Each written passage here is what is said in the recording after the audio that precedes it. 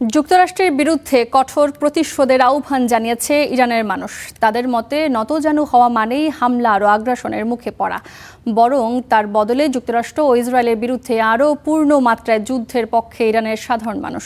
Tehran শহর জুড়ে ট্রাম্পের ছবি সহ বিলবোর্ডে তুলে ধরা হয়েছে সেই প্রতিশোধের বার্তা, যেখানে ট্রাম্পকে কাপুরুষ ও আগ্রাসনকারী হিসেবে তুলে ধরেছে ইরান। প্রসঙ্গত, চলমান যুদ্ধে 10 দিনের বিরতির জন্য ইরানের কাছে বার্তা পাঠিয়েছে যুক্তরাষ্ট্র। তবে তেহরানের মানুষ মনে করছে এই বিরতি মানে হলো নতুন করে আবারও হামলার প্রস্তুতি।